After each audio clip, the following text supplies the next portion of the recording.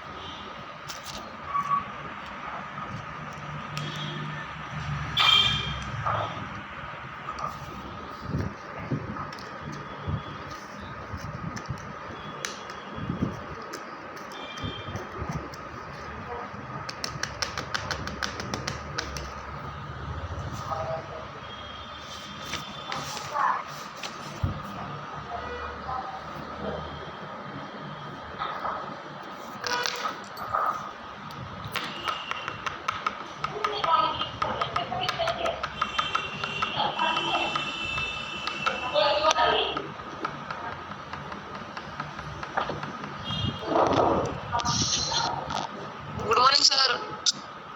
Good morning बेटा, good morning.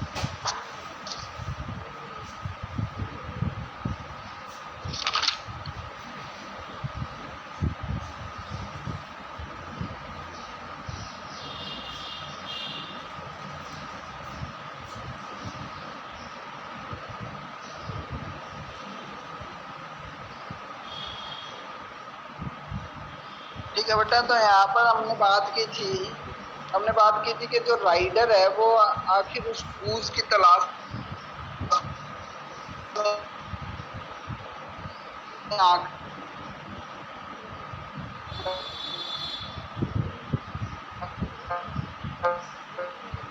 जो है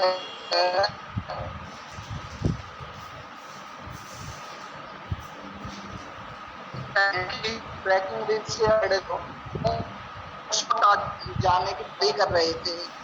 एक आवाज सुनी कि एक आदमी जो है उसके लिए मिस्टर ब्रैकिंग रिज से जो है लड़ रहा है, ठीक है ना।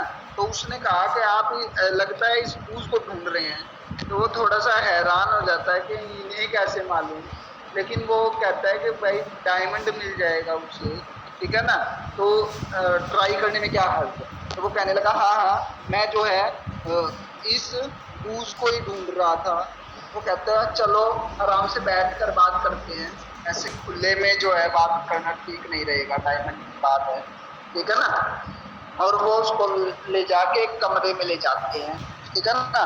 और वहां पर वो बताते हैं कि ये जो कूज है ये बड़ा कीमती कूज है और इसने ये बहुत कीमती अंडा देता है, ठीक है ना। इसके पेट से हमें ये पत्थर मिला है।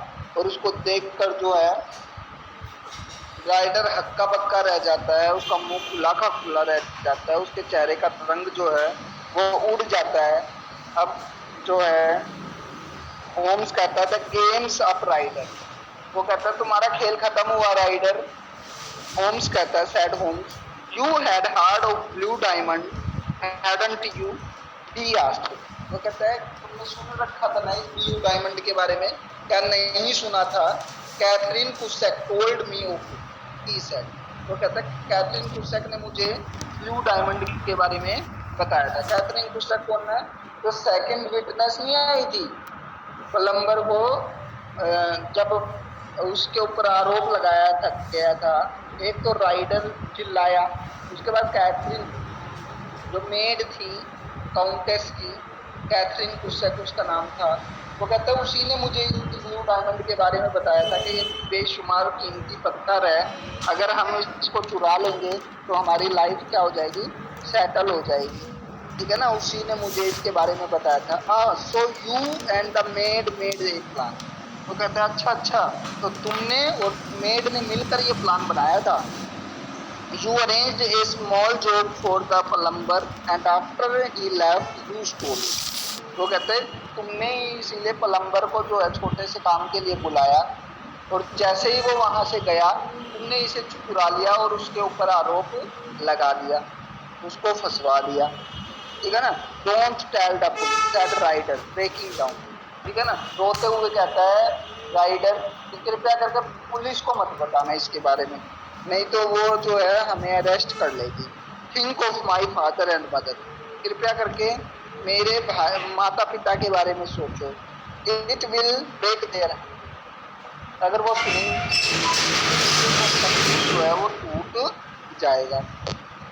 तो what about poor Homer in prison asked home. वो कहता है फिर पुअर होमर का क्या होगा जिसको तुमने जो है अरेस्ट करवा दिया झूठा आरोप लगाकर, वो बेचारा जेल में ही सड़ता रहेगा क्या। I will leave the country said Ryder. वो कहता है मैं ये देश छोड़ के चला जाऊंगा, शहर छोड़ के चला जाऊंगा।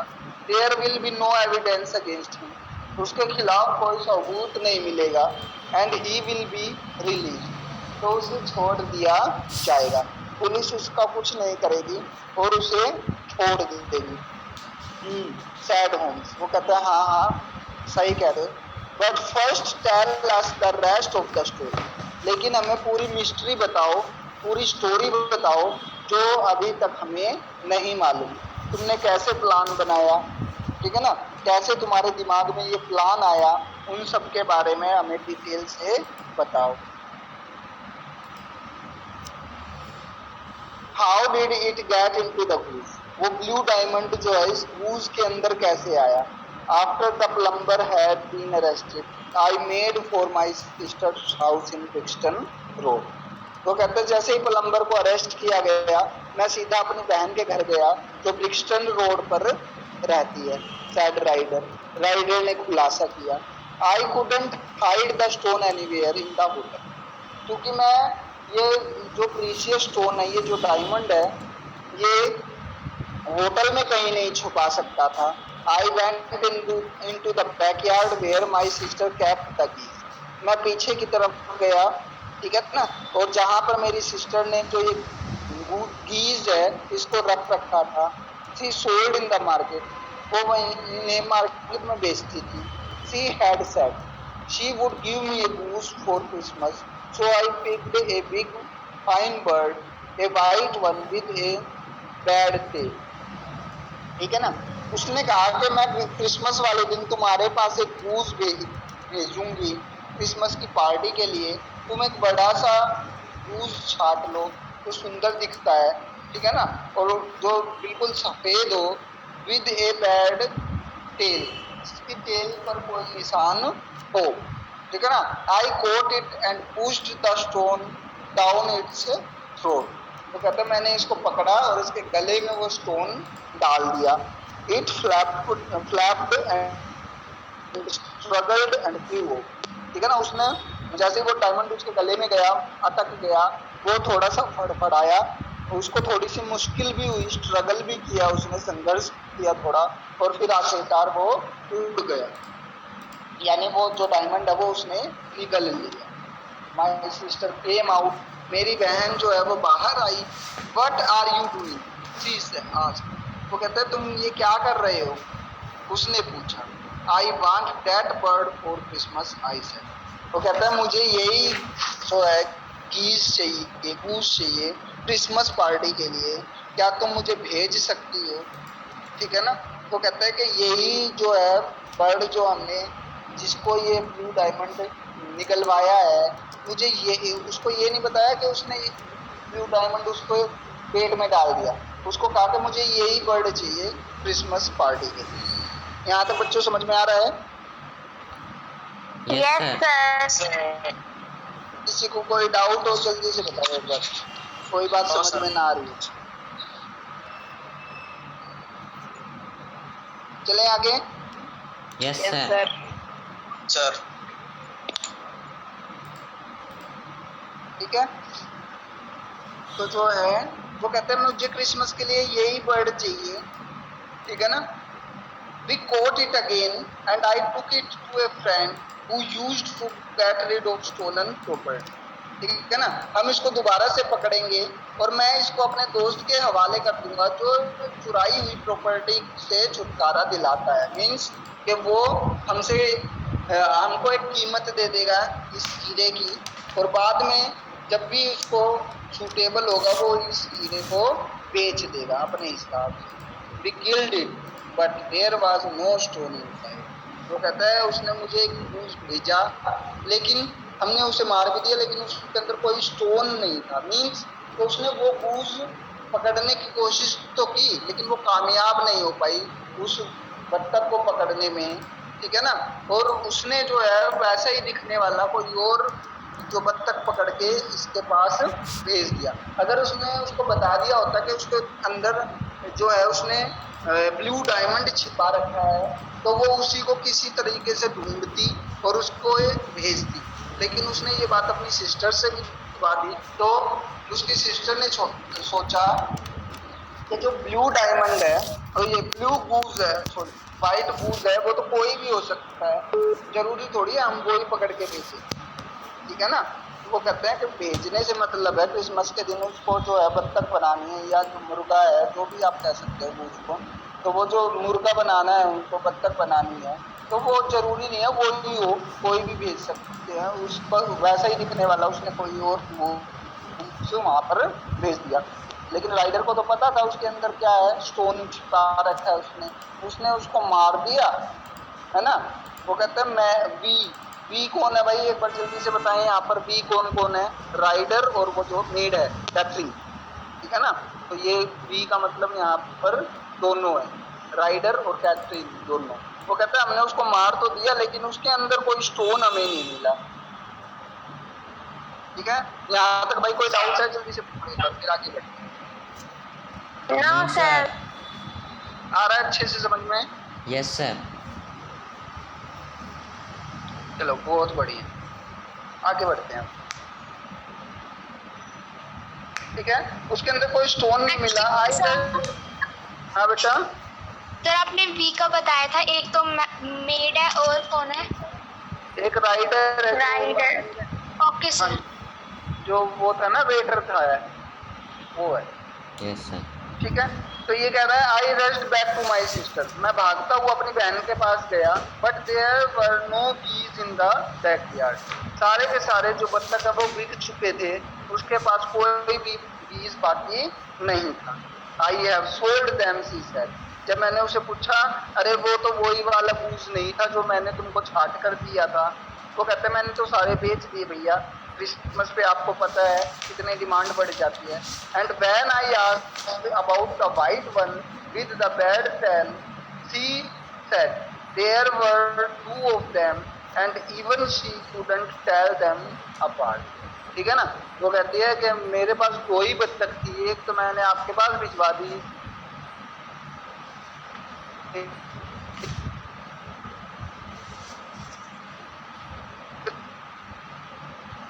है कोई और खरीद कर लेके ना। मैं लाखूज कौन सा था, मैं उसको अलग नहीं रख पाई। ठीक है ना। और हूबहू वैसे दिखने वाले दो थे, मैं कंफ्यूज हो गई, एक मैंने आपके पास भेजा। ठीक है ना। I went to Bracking Tree, having touched the bells for which I sold my character. Sorry.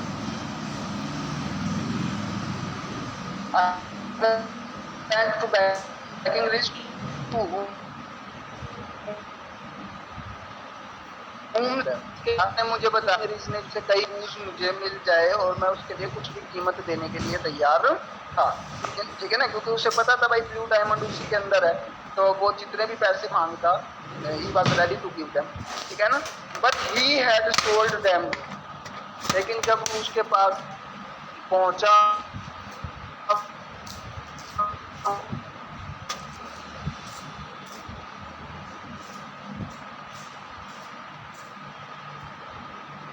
Bracking Ridge भी सारे के था। Funded without having touched the well for which I sold my character. लेकिन अब मैं थीफ भी बन चुका हूँ। ठीक है ना। ब्रांडेड थीफ भी बन चुका हूँ उस धन के लिए जो मेरे पास था ही नहीं, जो मुझे मिला ही नहीं। ठीक है ना। मतलब तेजीमान भी हो रही की।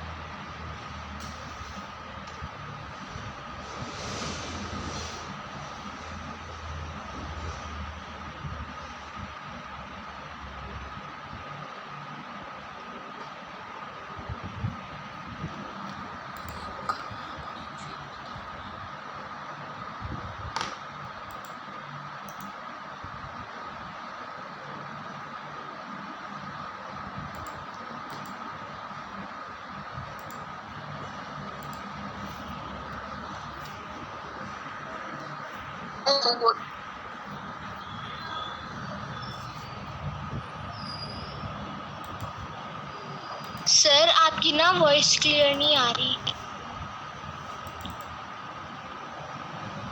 कहाँ तक क्लियर?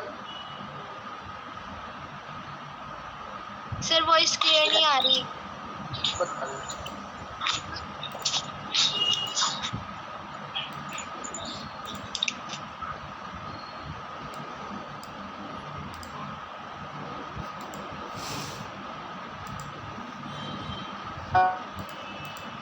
जी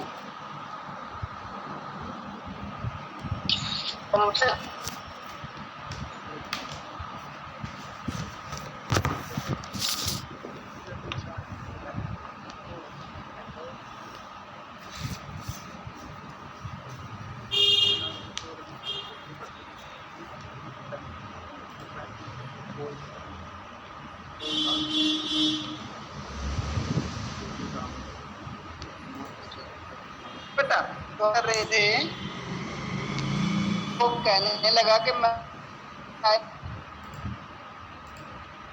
तो ब्रांडेड थी। सर आपकी वॉइस क्लियर नहीं आ रही। लेकिन जो है ना तो मिला। अरे यार क्या करूं भाई, मेरा देखो मैं स्क्रीनशॉट भेज सकता हूँ। मैं तो स्कूल के वाईफाई में बैठता हूँ बेटा, और मेरे तो नेटवर्क बिल्कुल आ रहे हैं, क्या करूं। और किसी को भी नहीं आ रही भाई? सर आ रही है आपकी वॉइस। नजर आ रही है लेकिन क्लियर नहीं है। बीच बीच में कट जा रही है। बता रही है बीच में कट रही है थोड़ी सी लैग हो रही है।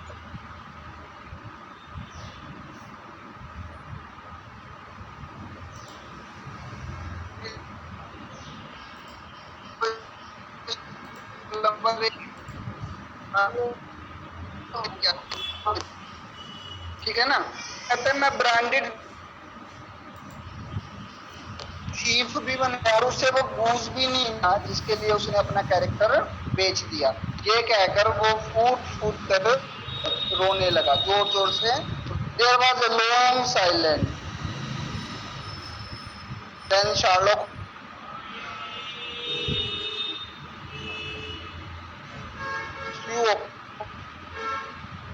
इसके बाद दोनों और अजय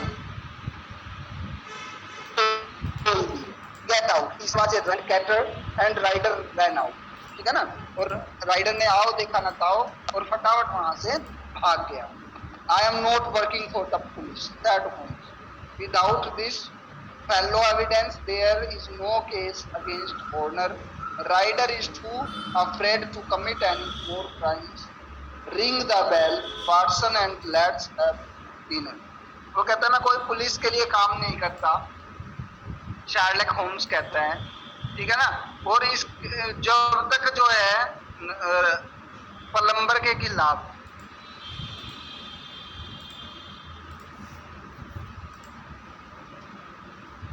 वो कहते हैं जब तक प्लम्बर के खिलाफ कोई सबूत नहीं होगा तब तक जो है पुलिस उसका कुछ भी नहीं बिगाड़ सकती, ठीक है ना। और राइडर भी अब और क्राइम करने से डरेगा, उसको हमेशा डर रहेगा कि अगर मैं और क्राइम करूंगा तो मेरे पुराने जो क्राइम है वो भी सामने आ जाएंगे और वो भी सुधर जाएगा। फिर बैल बजती है और वाटसन जो है वो कहता है कि सर जी डिनर तैयार है, आओ खाना खा लो, ठीक है ना। तो ये जो है एक वो थी स्टोरी थी द ब्लू डायमंड जो अब खत्म हो गई है। आई होप आप सबको समझ में आई होगी। एक बार Yes, sir. फिर भी बता दो। हाँ जी, आई सबको समझ में? Yes sir. Yes sir. Yes sir. Ending समझ में आई? देखो होम्स जो था वो किसी पुलिस के लिए काम नहीं करता था, है ना। और जो है जब उसने ये बताया कि जब जो है कि जब कोई एविडेंस नहीं होगा तो होर्मर को यानी प्लम्बर को छोड़ दिया जाएगा।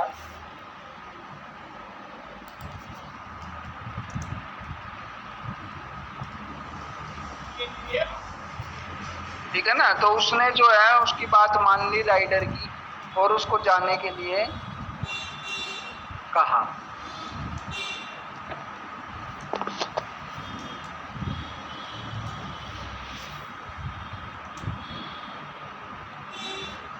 ठीक है।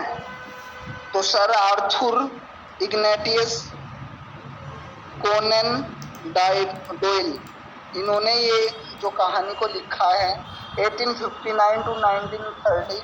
1859 में इनका जन्म हुआ था और 1930 में इनकी मृत्यु हुई, ठीक है ना। और ये जो है काफ़ी फेमस ब्रिटिश फिजिशियन थे और राइटर भी थे, ठीक है ना। पैसे से ये डॉक्टर भी थे और जो है एक राइटर भी थे। इनका जन्म जो है मई 22 1859 को 22 मई 1959 को हुआ था। और ही वाज ए ब्रिटेन के रहने वाले थे ये, और फिजिशियन भी थे, डॉक्टर भी थे और लेखक भी थे। Who is for his fiction, ठीक है ना। इनको काफी फेमस हुए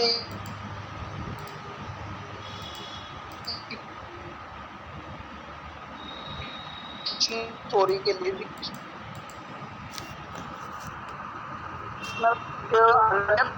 से भरी है वो, सोच ज्यादा है, इमेजिनेशन ज्यादा है, तो ऐसी स्टोरी के लिए काफी फेमस हुए।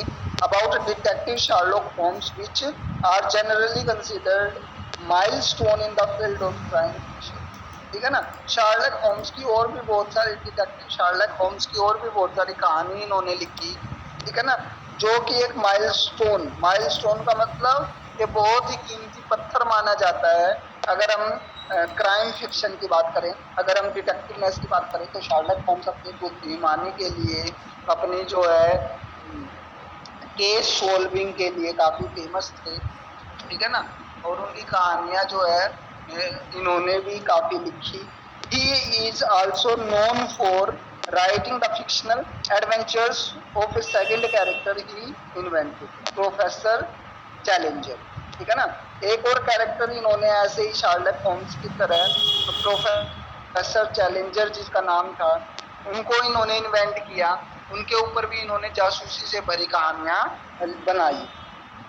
And for popularising the mystery of Mary Celeste, ठीक है ना। और मैरी कैलिस्ट की जो मिस्ट्री है वो काफी पॉपुलर हुई, ठीक है ना, काफी प्रसिद्ध हुई। He was a prolific writer whose other work include fantasy and science fiction stories, plays, romances, poetry, non-fiction and historical novel. इसके अलावा जो है ये प्रोलिफिक का मतलब ऑलराउंडर, ठीक है ना, एक ऑलराउंडर राइटर थे। ऐसा नहीं कि इन्होंने सिर्फ डिटेक्टिव स्टोरीज को लिखा था, उसके अलावा इन्होंने fantasy, science fiction stories, plays भी लिखे इन्होंने, रोमांसेस भी लिखी। रोमांसेस का मतलब ऐसी स्टोरी जिसका एंड जो है वो अच्छा होता हो, ठीक है ना।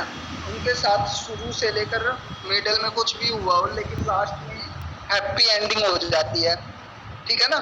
और पोइट्री भी लिखी, नॉन फिक्शन भी लिखा और हिस्टोरिकल नोवेल भी लिखे।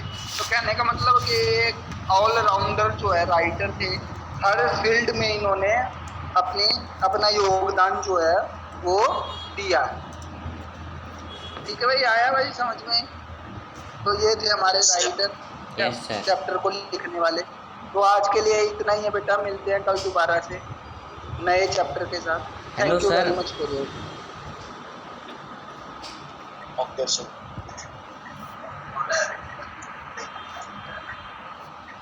भाई प्रज्ञा, क्या नाम है भाई इस बच्चे का?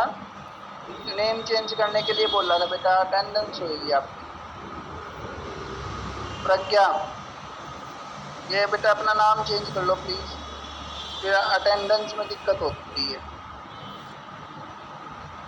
ओके सर, करता हूँ।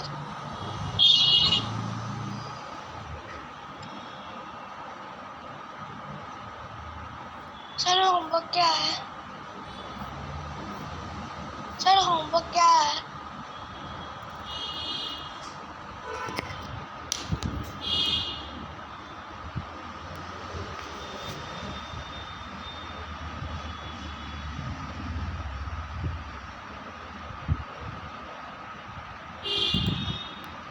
ठीक है, प्रयास है। अच्छा ठीक है।